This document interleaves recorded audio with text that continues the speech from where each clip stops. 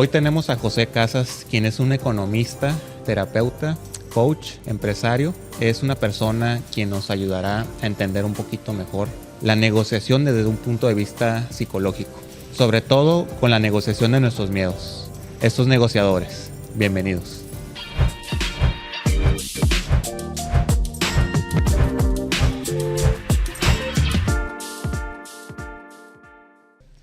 José Casas, bienvenido al podcast Negociadores. Para mí es un gusto y un placer tenerte aquí porque un granote de arena para llegar a este punto fue gracias a ti. Así que ahora sí que no podría tener mejor invitado que alguien que me ha ayudado mucho en lo personal, pero sobre todo que creo que le puede aportar mucho a nuestra audiencia, ¿no? A la audiencia de negociadores. Como introducción, pues pudiera leer todas tus credenciales, desde que eres economista, empresario restaurantero, terapeuta, coach, escritor de libros, fundador de Reborn y otras cosas más. Eres multifacético, José, pero me gustaría que tú me digas quién es José Casas. No, pues muchísimas gracias a ti, mi querido Luis, por la invitación. La verdad estoy muy contento de estar acá, ver también la materialización de este proyecto que sé que venía ahí rondando en tu cabeza y en tu corazón Así para que es. sucediera pronto.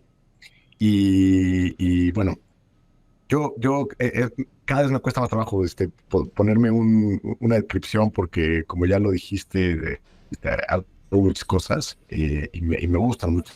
Yo creo que una de las cosas o una definición que me gusta hoy adoptar de mí mismo tiene que ver con pues con esta intención de ser un curioso Uh-huh. constante, te diría, de lo que es la mente humana, lo que es la psique humana, ¿no? Que es más allá de la mente a veces, ¿no? Entender toda esta relación que tenemos entre lo que queremos, lo que deseamos, lo que nos motiva, lo que decidimos, lo que hacemos, por qué lo hacemos, para qué lo hacemos.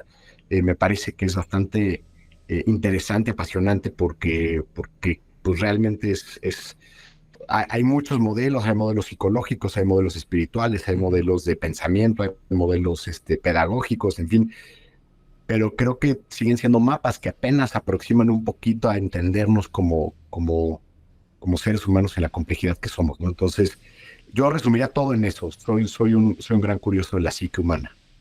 Y digamos que ahora te has alejado un poco más de tu faceta como economista, como empresario, y te has ido más por el lado ya de psicólogo, terapeuta, coach, o sigues interactuando con esas facetas que tienes, todas esas facetas que tienes o que has trabajado a lo largo de tu vida. Pues es curioso, ¿no? Pero yo prácticamente desde que tenía 20 años que empecé mi vida profesional, a la par que estudié mi carrera de economista, hasta más o menos los 40 años, digamos, casi esos 20 años, ejercí como empresario, en diferentes industrias, en diferentes ramas, pero eh, más o menos hace como 10 años, como Ujú. 7 años antes de que hiciera un cambio importante en mi vida, me adentré muchísimo más en temas del entendimiento de la mente. Empecé a estudiar, primero hice un entrenamiento en coaching y de ahí me seguía temas que tenían que ver más con psicología, Ujú. algunos desde una perspectiva más espiritual, más con una perspectiva chamánica, a veces más formal, por decirlo de alguna manera, en psicología humanista y gestalt. Eh, y, y en 2019 que decido dejar mi carrera como empresario, como empresario restaurantero, pues yo creo que dio como estos movimientos pendulares que a veces damos en la vida, ¿no? Entonces de repente Ujú. como que me identificaba mucho con esta nueva faceta mía del terapeuta, del guía, de coach, etcétera, rechazando un poquito mi faceta empresarial. Ujú.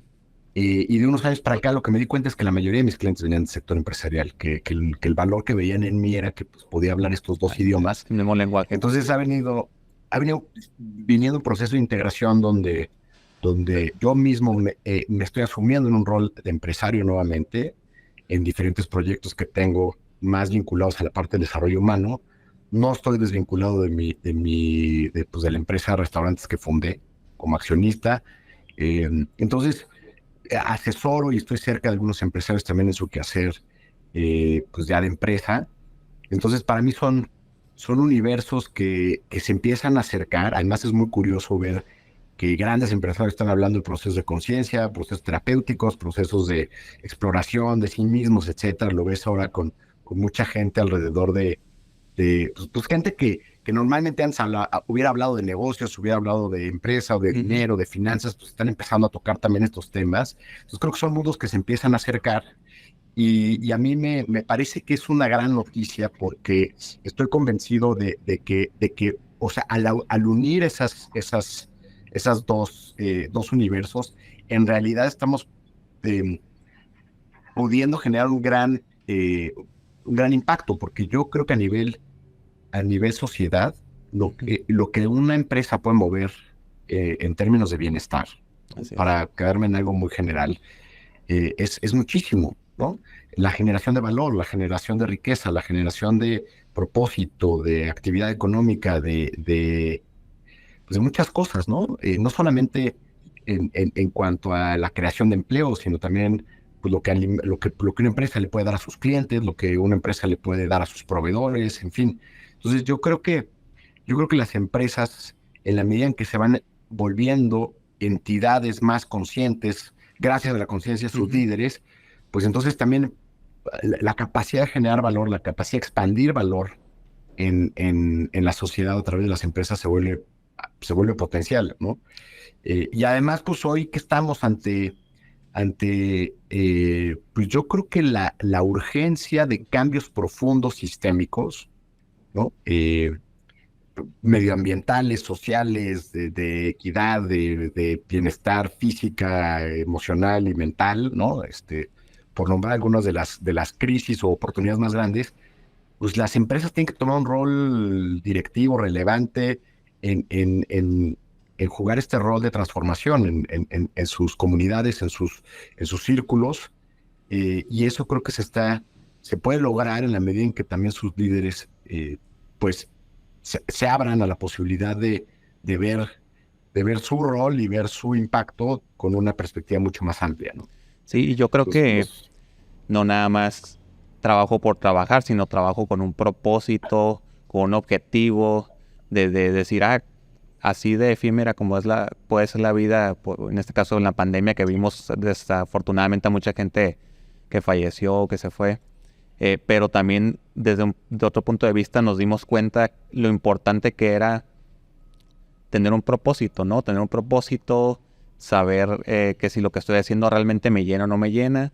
Y por eso creo que hubo mucha gente que entre que se divorció o gente que se salió de su trabajo, que ya no quiere volver a trabajar en una oficina. Hubo muchos cambios y creo que a lo mejor es parte de esas cosas positivas que nos dejó la pandemia, en donde también las empresas tuvieron que voltear y darse cuenta que tiene que trabajar también en la salud mental de sus ejecutivos, de sus empleados, ¿no? Entonces creo que definitivamente es un punto muy positivo. Sí, totalmente. Y a veces, históricamente, pues eso es lo que nos traen las crisis, ¿no? O sea, el rompimiento de un status quo, Ujú. creo que forzosamente nos lleva a un proceso de incomodidad. Y yo creo que ese es el punto de partida de cualquier gran transformación o de cualquier gran condena. Ujú. Porque si empiezas a no estar cómodo por factores internos, externos o coyunturales, como pasó en la pandemia, eh, esa incomodidad te lleva de repente a formular preguntas internas sobre lo que estás haciendo, sobre para qué o por qué lo estás haciendo, Así es. que quizás de otra manera no hubiera sido tan fácil llegar a ellas, ¿no? Entonces yo creo que la crisis que experimentamos a nivel colectivo con la pandemia pues es como, o sea, como si hubiera algo que todos tenemos adentro que nos incomoda y llegara un gran dedo y apretara esa Ujú. llaga, ¿no? Y entonces, a ver, si te incomodaba tu relación de pareja, pues ahora te va a incomodar más. Si te Ándale. incomodaba tu trabajo, te va a incomodar más. Si te incomodaba tu estado de salud, te va a incomodar más. Y por qué digo que es el gran camino de la transformación, pero también puede ser la gran condena, es que si esa incomodidad tú la traduces en un cuestionamiento interno que te lleve a hacerte nuevas preguntas, a darte cuenta de situaciones que pueden venir de tu proceso de vida, tu pasado, de dónde están tus anhelos, dónde está tu intención, dónde lo que hablabas ahorita de tu propósito, y empiezas a trabajar para que todo eso empiece a emerger y se empiece a mover en un proceso transformativo. Entonces es una gran bendición, Sí. porque es a partir de esas crisis, esta famosa y trillada frase de las crisis son oportunidades, creo que viene desde ahí, Ujú. ¿no? A veces lo asociamos a el que tenía cash y entonces compró un chingo de empresas que están quebradas. Pero si lo ves desde una perspectiva más profunda, las crisis son momentos de replanteamiento que nos pueden llevar a nuevos caminos que pronto descubrimos que era hacia donde nos teníamos que mover y que de otra manera hubiera sido más difícil darnos cuenta, porque quizás la incomodidad era más manejable, ¿no? Así es. Ahora, ¿por qué es la condena? Porque si la incomodidad la quiero apagar, que es algo que nos hemos vuelto en esta sociedad y pues en este mundo expertos en hacer eso, entonces, ¿qué pasa? Pues es como ponerle gilocaína a la herida, ¿no? ¿Y cuál es la gilocaína? Pues desde meterte a Instagram, desde desconectarte, si pues no importa, voy a trabajar más porque si estoy todo el día en la oficina, pues entonces estoy menos incómodo porque la incomodidad a lo mejor viene de casa o, o, o el alcohol Tomar o la alcohol o marihuana algún otro vicio. o los medicamentos o la pornografía o la ludopatía. O sea, todas esas adicciones, ¿no? En realidad, ¿qué son? Son formas de automedicarnos Ujú. en contra de esta incomodidad que estamos experimentando. El problema es que, pues, es ponerle gilocaína en una herida. Pues esa herida no está sanando. Eventualmente, esa incomodidad se va a hacer más grande y eso, pues, a veces nos lleva a que cada vez más estamos atorados en este círculo vicioso que acaba terminando con nuestra salud, con nuestras relaciones, con nuestro bienestar.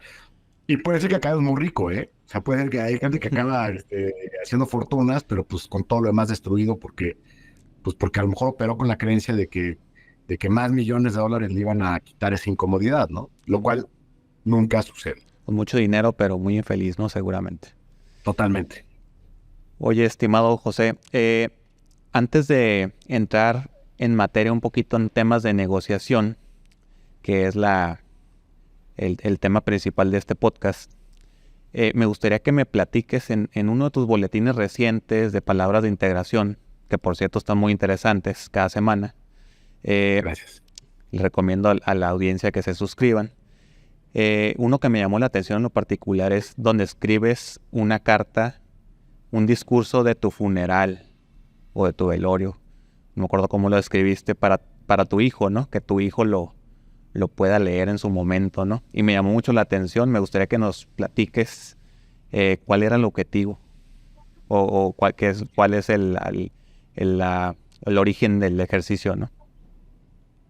Sí, de hecho, este origen, bueno, este ejercicio lo hicimos en el contexto de un retiro que tuve oportunidad de organizar para un círculo de empresarios con el que trabajo, Ujú. en un programa que diseñé yo y que ahora comparto con Hugo Hernández, un amigo, Ujú. que se llama Remind, que es un proceso, pues por lo menos de un año, pero la idea es que sea de mucho tiempo, donde vamos haciendo reflexiones alrededor de lo que implica ser líder y lo que implica ser empresario y lo que implica ser directivo y todo lo demás con la parte del trabajo personal, Ujú. ¿no?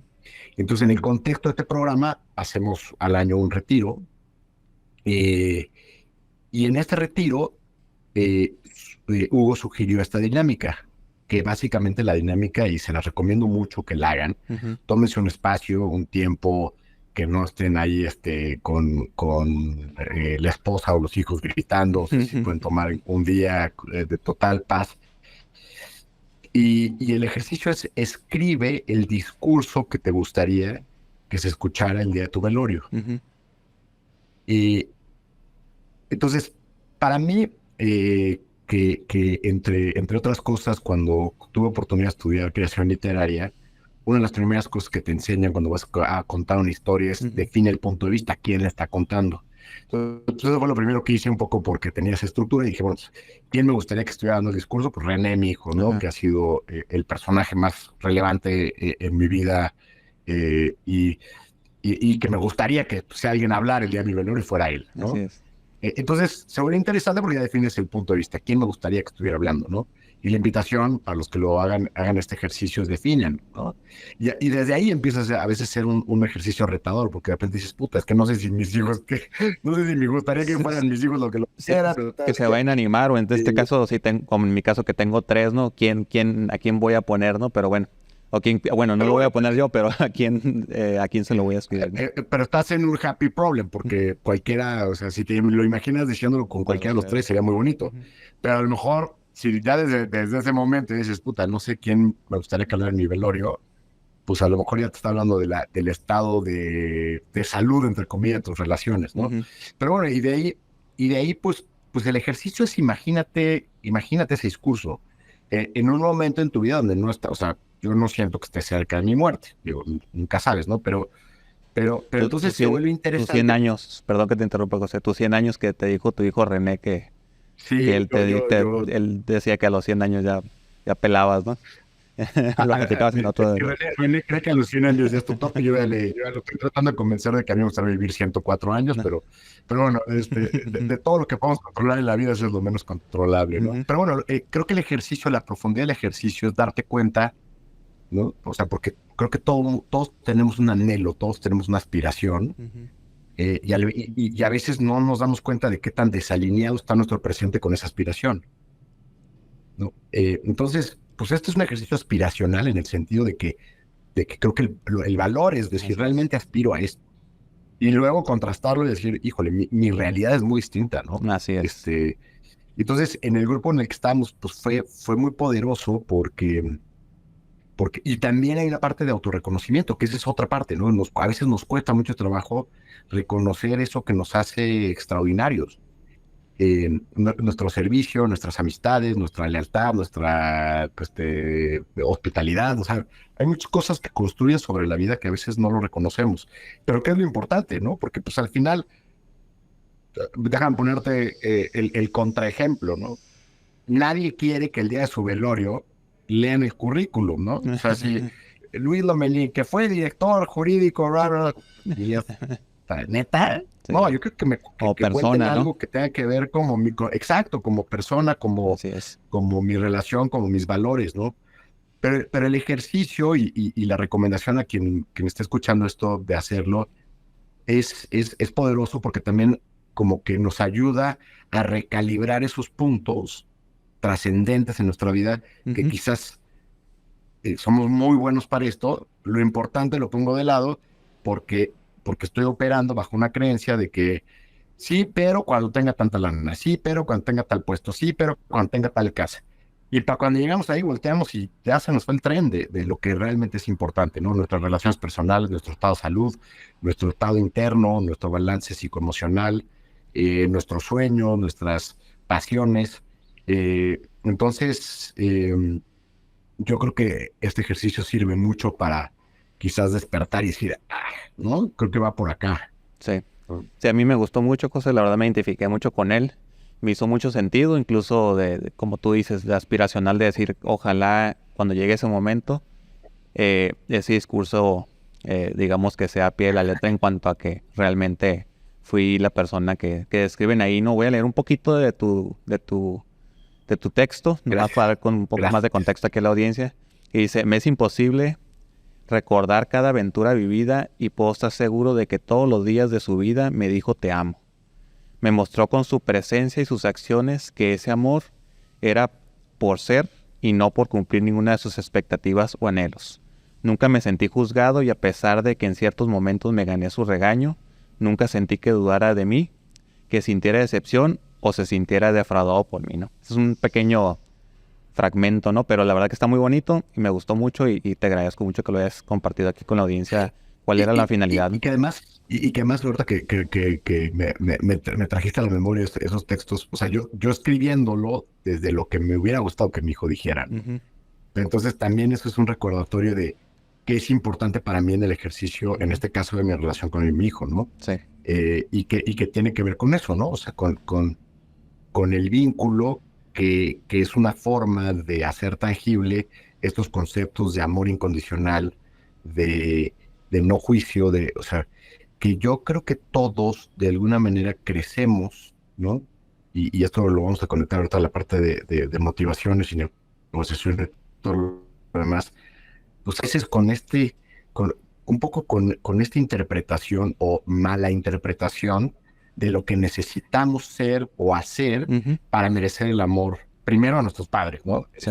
Por frases tan inocentes como, mijito, qué bueno que sacaste 10, estoy muy orgulloso de ti, ¿no? Que puede sonar súper insignificante, pero que muchas veces construyen en la psicología del niño Sí. hey, me quiere porque saqué 10, ¿no? Eh, entonces, es un balance bien delicado, ¿no? Criar desde esta incondicionalidad y sin que de pronto se vuelva eso, digo, ya no digas el regaño, o a veces te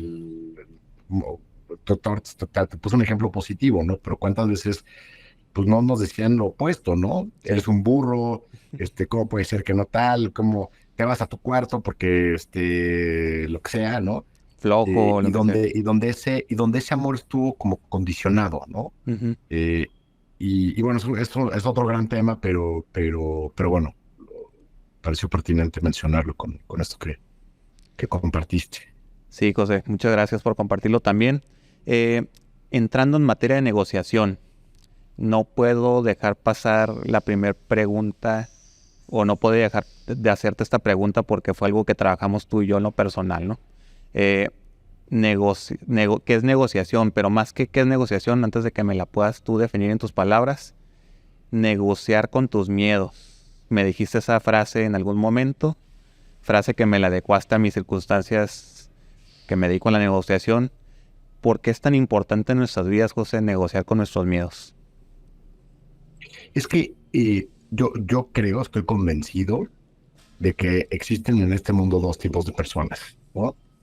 No las que tienen miedo y las que no tienen miedo. Esa es una falacia. Todos Ujú. vivimos con diferentes gradientes de miedo y los Ujú. miedos se proyectan de diferentes maneras, ¿no? O sea, me ha tocado muchas veces hablar con gente, me dice, es que yo no le tengo miedo a nada. Ah, ok, entonces no vives preocupado, nunca te distraes, no generas, no te estresa nada, no te angustia nada. Y ahí empieza a cambiar la cara, ¿no? Ujú. O no hay cosas que dejas de hacer porque tienes alguna resistencia, no procrastinas. Entonces, cuando empezamos a quitarle la palabra y le metemos estos adjetivos, pues la mayoría de todos los que nos están escuchando, y yo me identifico y tú te has Ujú. identificado también, te das cuenta que sí hay resistencias y sí hay miedos.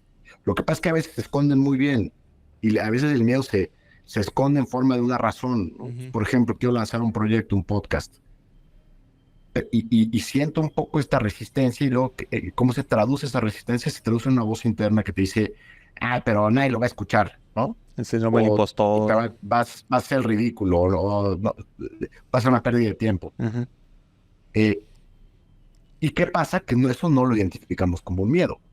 Eso simplemente lo identificamos como una voz racional, ¿no? Que me está convenciendo no hacerlo. Pero por otro lado hay otra fuerza interna que te dice, oye, pues sí lo quiero hacer. No sé por qué, a lo mejor a veces esa voz no tiene como tan buenas razones, pero viene de un impulso, digamos, más intuitivo, más Ujú. creativo, como más de tu esencia, por decirlo, ¿no? Ujú. Entonces, yo creo que todos los seres humanos nos encontramos en diferentes procesos de nuestra vida en esa batalla de querernos aventar a hacer cosas, a transformarnos, a adquirir nuevos hábitos, a establecer nuevas relaciones, a empezar nuevos proyectos, y una voz interna que nos frena, y que se resiste a eso. Eh, entonces, para mí no hay personas que no tengan miedo, que sí tengan miedo. Para mí no existe una persona exitosa en lo que hace que no haya sido alguien que haya sabido negociar con sus propios miedos. Ujú. O sea, el poderte separar de esta voz y decir, ah, esta es mi mente contándome una historia de terror normalmente, de todo lo malo que puede salir si yo tomo esta decisión. Y poderlo observar y poder decir, a ver, ¿de dónde viene este miedo? ¿De qué me estás realmente cuidando? Ujú. Porque pareciera que esa voz, alguien diría, oye, pero ¿para qué tenemos esa voz si nos va a frenar? Pues normalmente lo que hace esa voz es nos está cuidando de alguna herida, de alguna cuestión en el pasado emocional, de algún rechazo, de algún fracaso, de alguna humillación, de alguna traición. Cada quien tiene su historia de vida. que se proyecta para no volvernos a poner en esa situación, digamos, de vulnerabilidad o de riesgo, ¿no? Entonces, aprender a identificar esta voz y ponerle en la mesa, no matarlo, no es mata tus miedos, pisotea tus miedos, trasciende tus miedos. No, es negociar con ellos, siéntate ahí y decir, ok, a ver, ¿de qué me estás protegiendo? Puta, es que, y aunque parezcamos loquitos hablando con nosotros mismos, pero sí es poder entender, lo que me está dando miedo es que mis amigos se vayan a burlar de mí. Y lo que me está dando miedo es regresar a ese episodio en la prepa donde yo dije un día esto y todos se burlaron de mí. Y esa herida sigue vigente, porque a veces hay cosas que nos marcan de manera muy profunda, ¿no? Entonces yo no quiero hacer el ridículo, entonces prefiero no lanzar esto. El problema es que cuando no hacemos este ejercicio y no separamos al miedo para poder negociar con él, pues el miedo empieza a tomar el control. Entonces imagínate una empresa donde la posición más influyente de su consejo de administración sea el administrador de riesgos. Pues seguramente la empresa pues, no va a avanzar, no va a tener éxito. Pero difícilmente va a avanzar, difícilmente va a innovar, difícilmente va a aprovechar oportunidades de mercado. Traduzcamos eso a nuestro proceso interno y entonces vamos a comprender la profunda transformación que podemos vivir si aprendemos a negociar con esta voz que muchas veces proyecta historias pasadas en escenarios futuros que no tienen nada que ver, ¿no? Entonces, para mí, o sea, cuando ves a la gente que de repente la revienta y hace grandes proyectos y hace grandes empresas o hace grandes estrategias de comunicación, lo que sea, ¿no? Yo creo que algo que tienen en común es que encuentran este punto donde el miedo logra negociar con él. Incluso se habla mucho de usar el miedo como un propulsor, como combustible para darle impulso a ese proyecto que se quiere hacer.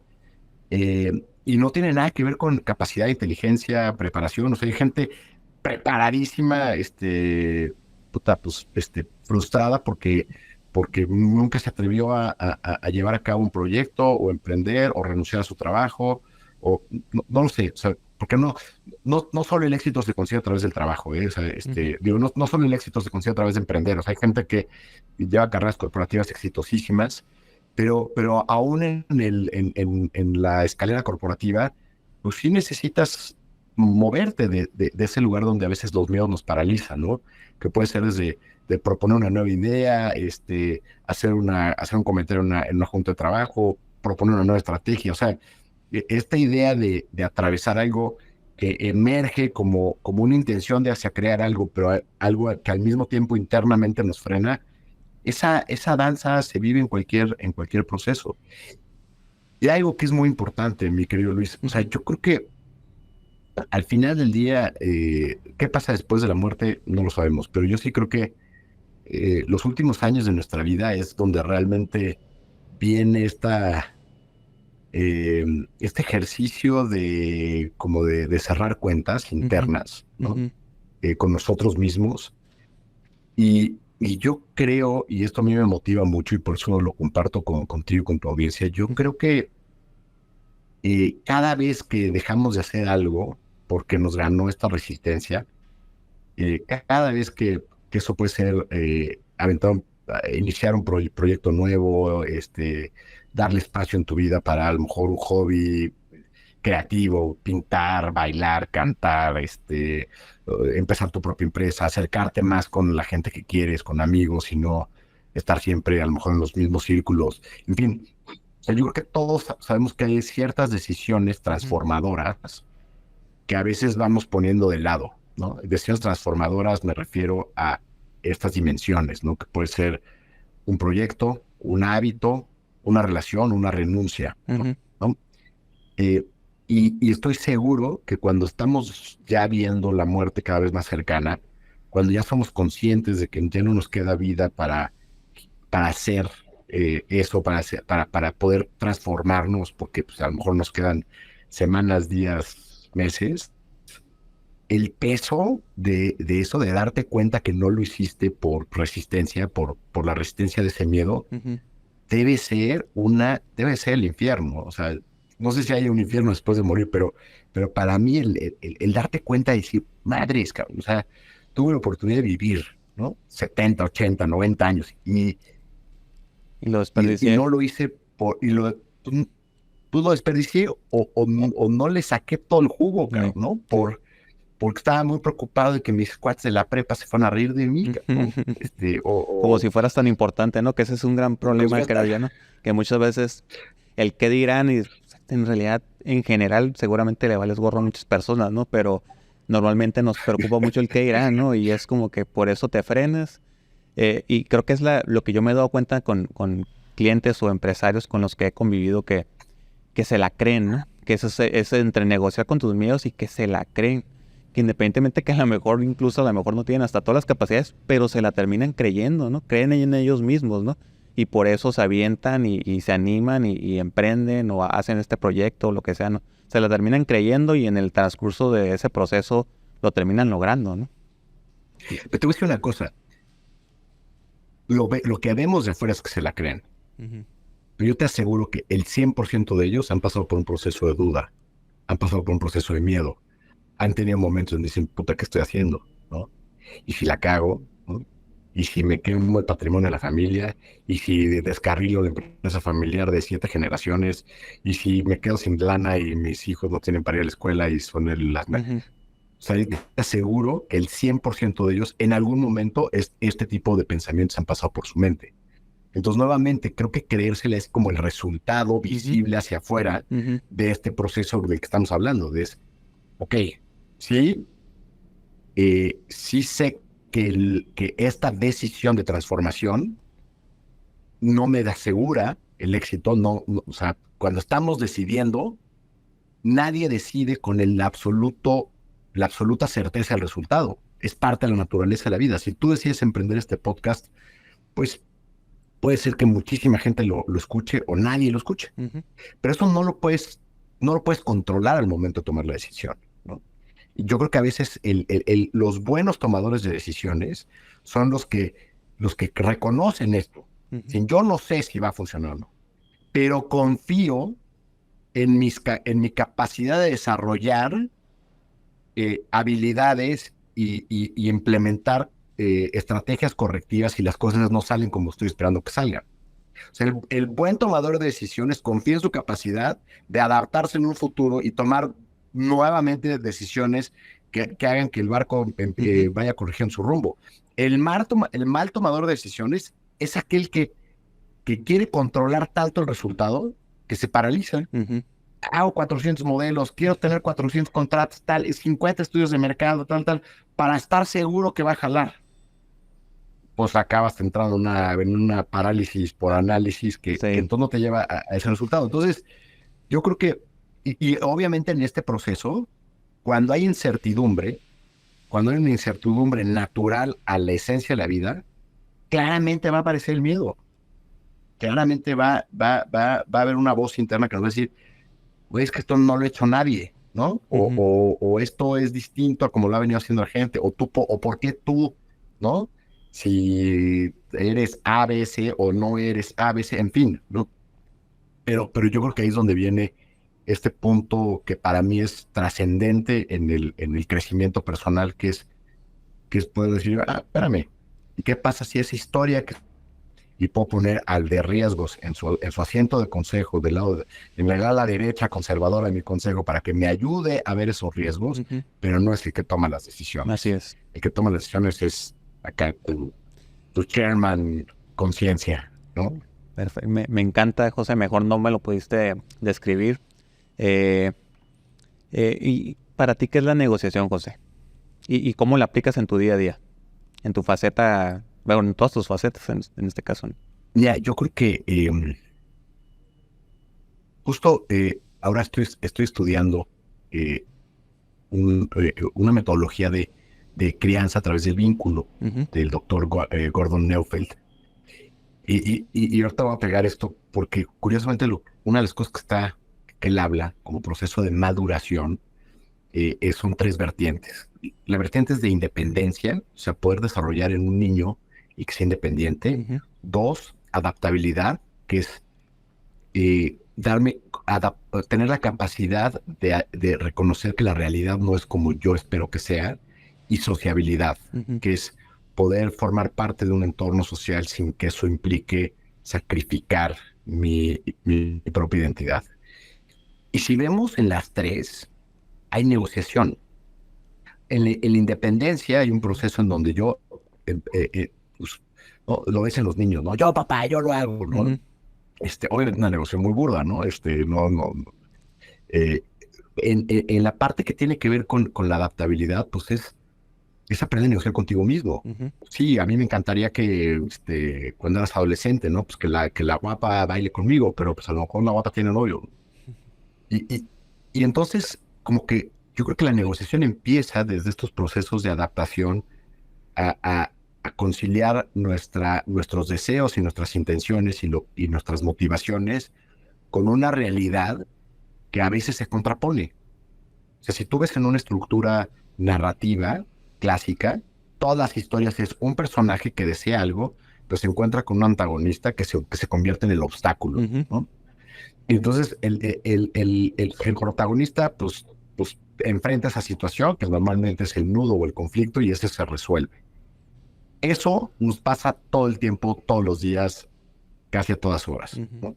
Entonces, para mí la negociación es la capacidad o la habilidad de poder sortear una realidad que no, que no se va a presentar en función de mis expectativas y en función de mis anhelos, pero que necesito poder transitar para lograr lo que yo quiero, Ujú. ¿no?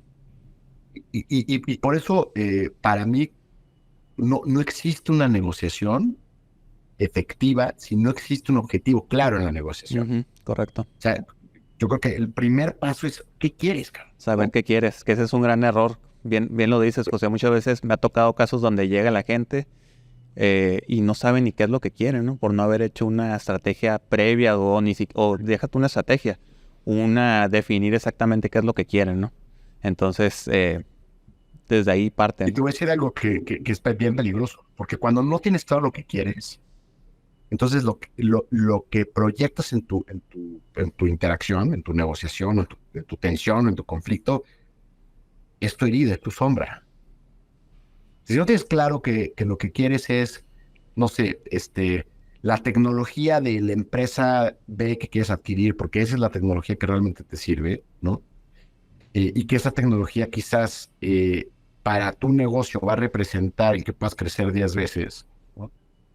Y, y ves la negociación desde una guerra de precios solamente, pues entonces, y tu herida es de, no sé, de reconocimiento, pues entonces a lo mejor eh, va a ser para ti muy difícil ir construyendo una negociación sana, donde Te vas a a lo mejor desviar, ¿no? rompes una relación o pagas de más, porque para ti era más valioso desde esta sombra el decir yo adquirí esa empresa, por ejemplo, ¿no? Pues sí, pero la adquiriste a lo mejor a un costo que no era necesariamente el más adecuado, ¿no?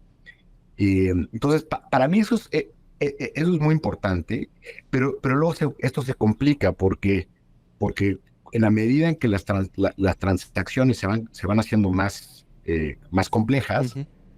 entonces entran diferentes objetivos, ¿no? Y entonces creo que el siguiente paso es quitarle esta noción de linealidad a la negociación. Es que quiero la tecnología, no, a ver, pero, o quiero adquirir esta empresa, pero ¿por qué quieres adquirir esta empresa? ¿Y qué otras cosas están sobre la mesa? ¿Qué otras fichas, además de la transacción económica, pueden aparecer en la mesa, ¿no? Y aquí creo que eh, lo más importante para, y esto es antes de sentarte Ujú. a ya hacer ofertas y esjaloneos y madrazos Ujú. y rebatingas, ¿no? ¿Qué quiere la otra parte? El peor error que puedes hacer cuando estás negociando es asumir lo que la otra parte quiere. Ujú. Correcto. Y o sea, es muy poderoso, por eso establecer una relación donde quizás te permitas dialogar con la contraparte, ¿no? Oye, ¿a ti qué te interesa? ¿Qué te mueve? ¿Qué te motiva? ¿No? Y bueno, tú que has estudiado mucho más este tema, sabrás de todas estas anécdotas donde la transacción de la transnacional se cayó porque el viejo patriarca de la empresa no quería que le quitaran el cuadro del Así es. bisabuelo en la sala de juntas, ¿no? Entonces, cuando hablamos de poner más ingredientes sobre la mesa y entender que las negociaciones a mayor complejidad, más ingredientes y más fichas de diferentes naturalezas, no todas tienen que ser económicas, están sobre la mesa, Así es. eh, te permite tener una perspectiva que no es, o sea, que no es solamente transaccional, es emocional. O sea, toda negociación es emocional. O sea, 100%, tú mencionas por ahí que el 100% de nuestras decisiones son emocionales, ¿no? Y ahí es donde creo que tiene uno que saber tenerlo muy claro, ¿no? Y ahorita que hablabas del tema de tiene que haber empatía, ¿no? No nada más por táctica, sino también porque eso te ayuda a ponerte en los zapatos de la otra persona, ¿no? El saber qué es realmente lo que está buscando. A veces, como tú dices, no nada más es un tema económico, muchas veces puede ser un tema más de plazos o de otras mil razones, ¿no? Entonces la empatía, pero sobre todo lo que dices, lo que hablamos ahorita, las emociones, ¿no? Qué complicado muchas veces no saberlas manejar o no saberlo entender, ¿no? Cuando estás conviviendo o interactuando con otras personas que traen otras, o muchas veces otro tipo de mentalidad o simplemente no logras conectarlo, ¿no?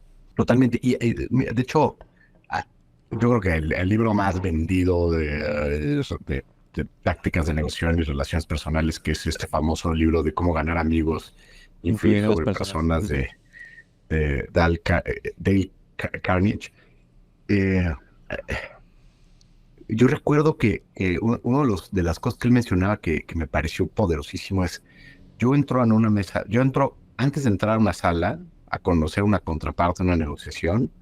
Él, estoy casi seguro que es este libro, igual me está equivocando, pero si no, bueno, de todas maneras el tipo es muy bueno. Él se ponía a pensar, la persona que voy a conocer me va a caer muy bien, lo voy a entender de maravilla, ¿no? O sea, como que él empezaba desde este mindset de decir, puta, probablemente haga un gran amigo de vida puede ser un cliente, puede ser un proveedor, puede ser un potencial socio, un potencial comprador, lo que fuera, ¿no? Un Sí. potencial inversionista. Y, y él hablaba del poder que se generaba a partir de ese momento, ¿no? Porque o sea, y esto lo puede practicar cualquiera que en tu podcast, ¿no? O sea, la siguiente vez que te vayas a enfrentar a una negociación, haz ese ejercicio, o sea, siéntate 5 minutos antes de entrar a la junta, respira y di, esta junta va a salir de pocas tuercas, me va a entender perfecto, las cosas van a salir bien, y empiezas a transmitir como que esa energía realmente, ¿no? Es Y como eso, visualizarlo, pues es visualizar que visualizarlo te va a ir y muy bien y que sentirlo. vas a generar empatía y que vas a buscar la Y además, armonía, digamos, ¿no? totalmente, y además, o sea, cuando ya está tu atención puesta en me va a caer bien, pues vas a encontrar los puntos de referencia, vas a encontrar esos temas donde va a haber como esta conexión, y evidentemente eso va a generar pues muchísimo rapport, ¿no? Que es esta identificación con el otro. Y hay otro libro de uno de los Covey, no me acuerdo, creo que es Stephen Covey, que ahora habla de speed of trust, de la velocidad de la confianza. Y es muy interesante porque él incluso plantea una fórmula de cómo la confianza acelera los procesos de negocios, ¿no? Sí. Y pone muchos ejemplos de transacciones multimillonarias que se dieron entre grandes empresarios eh, con un apretón de manos, ¿no? Sin haber hecho due diligence, sin haber hecho, porque obviamente la confianza pues tiene que ver también con tu trayectoria, con tu integridad, con tu reputación, ¿no? Un montón de cosas, pero cuando hay confianza, y cuando construyes confianza en una negociación, eh, puedes potenciar las ganancias bajo una visión de un juego infinito. Que eso es donde yo creo que los grandes empresarios entienden el juego como un juego infinito, ¿no? Eh, y algunos no, pero muchos lo entienden así, ¿no? Que es quizás hoy podría haberle sacado un poquito más esta negociación, pero eso ya hubiera lastimado la relación, yo hubiera lastimado quizás ¿no?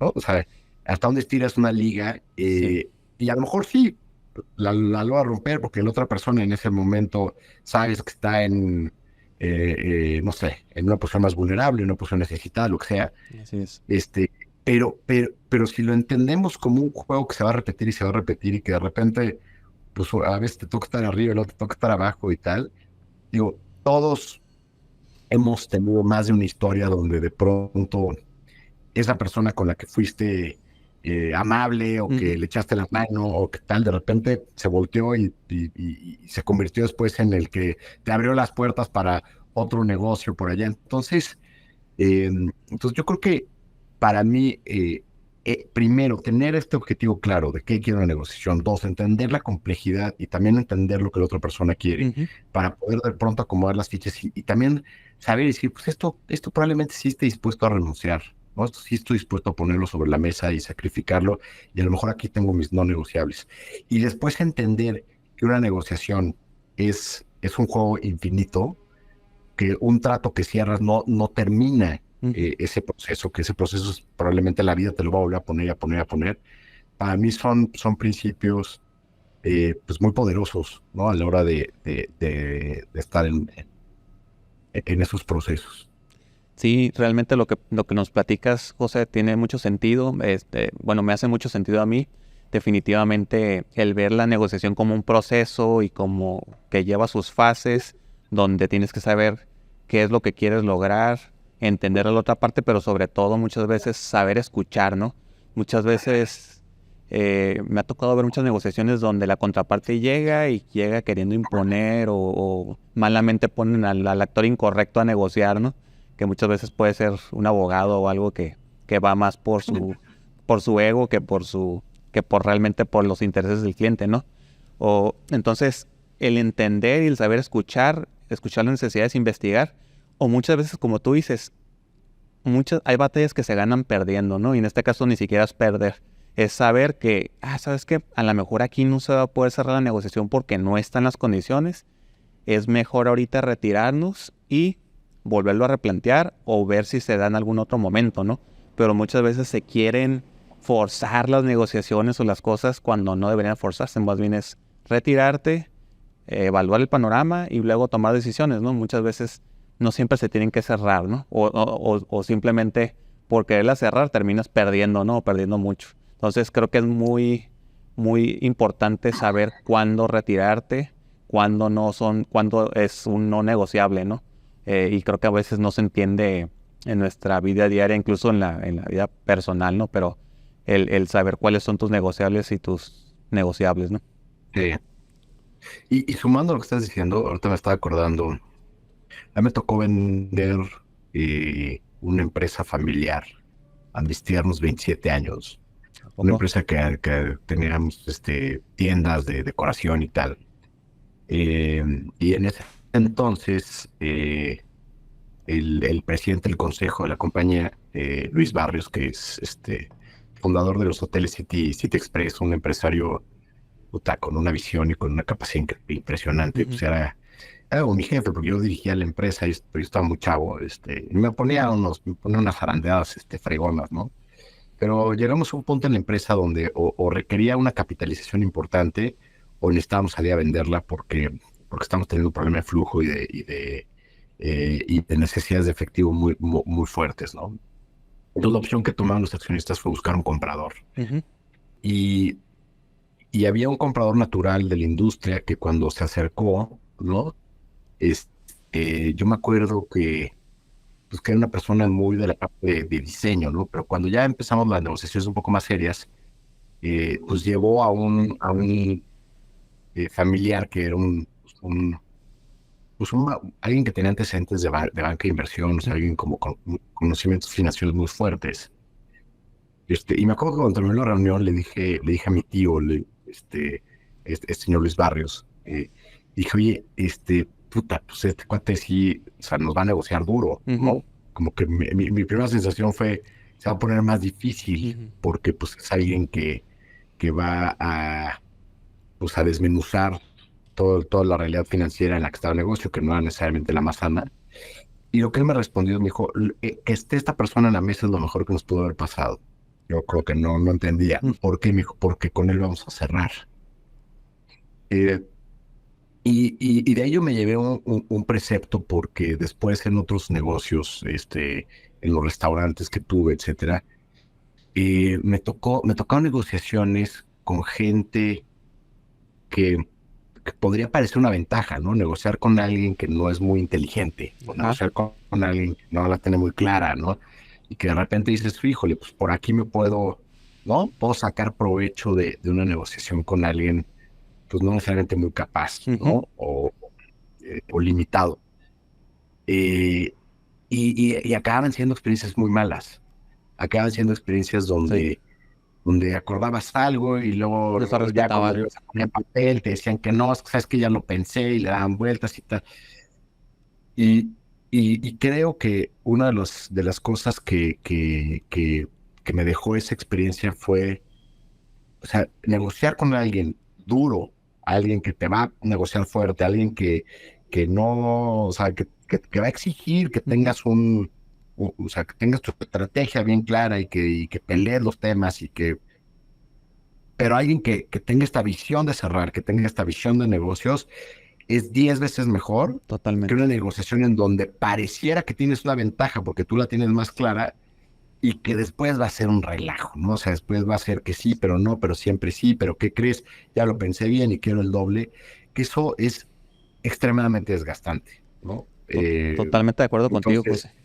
Ahora sí que... resumiendo, siempre negociar mejor con un cabrón que con un pendejo, porque para ponerlo en términos muy llanos, ¿no? No, y sobre todo alguien que en este caso, quien que puede tomar decisiones, ¿no? Porque muchas veces cuando ponen a una persona que no puede tomar Totalmente. decisiones, pues se pierde tiempo, no, no se pierde el mensaje. Pero hay Entonces, que el empresario, el dueño, a veces no sabe tomar decisiones. O sea, sí, también bueno, hay un tema de jerarquía, que es lo que tú estás diciendo, que es sí, muy importante. Pero también a veces el patriarca, puta, le da 40 vueltas y tal, te dices, pues a lo mejor es muy bueno operando, cabrón, pero ya a la hora de establecer una negociación de mayor complejidad, pues a lo mejor no es la persona, así es. ¿no? Esa es una gran lección, José, de poner a las personas correctas en la mesa de negociación, porque lejos de que puedas decir, ay, este cabrón es muy bueno para negociar, qué bueno, porque eso te va a permitir, digo, si es alguien profesional, ¿no? Te va a servir para que la negociación fluya y pueda llevar el camino que debe llevar. Si pones a alguien que no sabe, que no es experto o que simplemente más bien lo que quiere nada más dinamitar la negociación, pues vas a perder el tiempo, no se va a cerrar de una manera eficiente. Ahorita que dices cerrar, para mí el cierre es lo más importante porque muchas veces los empresarios se pueden poner de acuerdo en lo económico, pero luego le pasan la estafeta a algún otro ejecutivo o a su abogado para que cierren y ahí es donde se pierden muchas negociaciones porque le quieren meter los cerradores de su cosecha, si son los abogados, el contrato de 10,000 hojas, ¿no? Ah, es que quiero protegerme, que si cae un meteorito en la Tierra y que si todo. Entonces, el mensaje que me gustaría dejar aquí en la audiencia es que el cierre es muy importante. El cierre se debe cuidar mucho porque es ya la cerecita del pastel y debes de saber poner a la persona que vaya a hacer, que entienda el negocio y que entienda que tiene que fluir, que no se trata de ti de que tú pongas el contrato más fregón, sino que más bien que que el contrato se pueda cerrar, sí, con las bases mínimas, pero que pueda cerrarse, ¿no? Que pueda concretarse ese deseo de los dos empresarios o de las dos empresas de llevar ese negocio a buen Es puerto, ¿no? que lo que dices tú es bien poderoso porque eso esta realidad donde se dinamita la negociación cuando baja, por ejemplo, a la negociación legal o de abogados, sucede cuando, cuando yo creo que y me ha tocado vivirlo en muchos casos como la contraparte, cuando dices, puta, pues es que queremos cerrar, pero el abogado parece que que se cae el deal, ¿no? Sí, Y yo creo que, y con todo respeto a tu profesión, pero yo creo que un abogado tiene que ser un buen actuario, así es. tiene que ser un buen ponderador de riesgos. O sea, yo la verdad, la gente cuando he tenido que apoyarme en abogados para este tipo de negociaciones es, a ver, más o menos hazme en estos temas donde a lo mejor la negociación se está atorando, ¿cuáles son los riesgos reales, no? Así es. Es que así, si, ¿no? Si cae la lluvia y tal, y todo, y se tropieza y tal, y pasa esto, entonces estás desprotegido. Bueno, entonces ya decido yo si asumo ese riesgo, ¿no? Porque obviamente también, pues hay una parte simétrica. Normalmente, cuando tú quieres protegerte de más, pues eso implica a la contraparte, pues abrir o exhibirse un poquito más, abrirle la vulnerabilidad a ciertas posiciones, ¿no? Entonces no, o sea, y entonces para mí lo importante cuando otra vez, es lo mismo que hablamos hace rato cuando tienes tu consejo de administración interno, pues quieres que el que está en el consejo de riesgo te diga cuáles son los riesgos. O sea, no queremos matar la voz de nuestros miedos internos porque pues entonces haríamos muchas tonterías. Así es. Pero saber negociar con ellos. Oye, a ver, dime, ¿qué es lo peor que puede pasar? Puta, pues que te critiquen tu cuate en la escuela. Ok, perfecto. I'll take it, ¿no? O sea, es lo mismo con un abogado. Oye, a ver, ¿qué es lo peor que puede pasar? Puta, pues es que si llega a pasar esto, bueno, ok, asumo el riesgo o no lo asumo. Porque hay un punto, nuevamente, lo que hablamos de las decisiones, hay un punto cuando vas a firmar en donde hay un factor de incertidumbre, siempre. Siempre lo va a haber, ¿no? ¿No? Entonces, tan malo es el abogado que no te hace ver esos riesgos, como el abogado que cree que su chamba es que tú lleves cero riesgo, porque si tu abogado trae esa bandera, pues no vas a hacer nada. Sí, no es un facilitador, no, al contrario, va a ser alguien que va Totalmente. Entonces, Y hay muchos que se toman ese rol, se toman el rol sí. de yo no voy a dejar ni media rendija abierta, pues a veces no es posible, ¿no? Correcto. José, hemos llegado a la parte final y no puedo dejarla pasar sin hacerte una pregunta que va en ese sentido. Si tuvieras la oportunidad de sentarte por 5 minutos con una persona que ya no está en este mundo terrenal, ¿quién sería y qué le dirías? Uf, qué buena pregunta.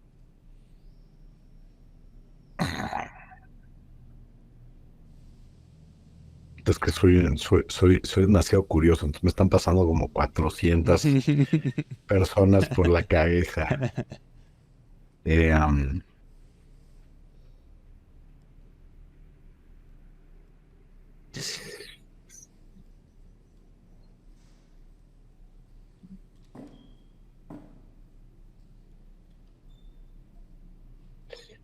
pues mira, yo creo que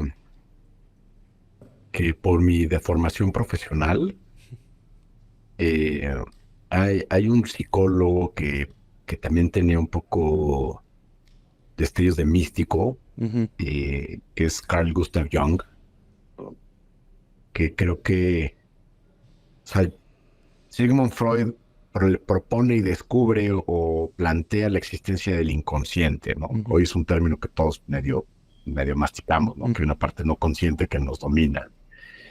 Y Jung dice, sí, pero eso es mucho más, ¿no? O sea, eso a veces puede tener hasta un tema energético, espiritual, multidimensional, etcétera, ¿no? Ujú.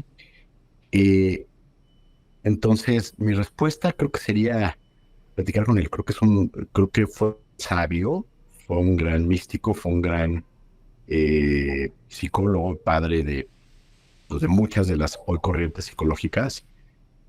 Lo que me daría mucha ansiedad es saber qué preguntar en esos 5 minutos. Aprovecharlo, ¿no? Aprovechar lo más posible, ¿no? Sí, sería como, como darte un canapé y Sí, tener todo el buffet ahí, así es. y escoger cuál, pero yo creo que él sería con quien me gustaría tener una conversación 5 minutos. Sí, Muy bien, José, Carl pues. Gustav Jung. Muy bien, José, pues muchas gracias por acompañarme, por ser parte de este podcast de negociadores. Estoy seguro que mucha gente estará más interesada en lo que nos has platicado, en tu libro de Vivir Infinito, en tus publicaciones. Si pudieras mencionar cuáles son tus redes sociales por si la gente quiere seguirte o saber más de ti. Sí, claro. Generalmente estoy en Instagram como @casasjosé, casas como plural de casa, Ujú. así todo junto. Mi proyecto es @feelreborn, feel como de sentir en inglés, feel.reborn, reborn, como de renacido. Y yo creo que esa es la forma más rápida, más cercana. Y ya ahí en mi perfil de Instagram está el link hacia el newsletter por si quieren suscribir. Son textos que escribo y que voy publicando cada semana de diferentes temáticas. Y también hay información sobre los programas y las cosas que hacemos. Excelente, José. Pues muchas gracias de nuevo por permitirme esta entrevista. Y ahora sí que nada más que agradecerte. Muchas gracias. Hombre, felicidades y mucho éxito a este post de negociadores, que le ayuda a mucha gente.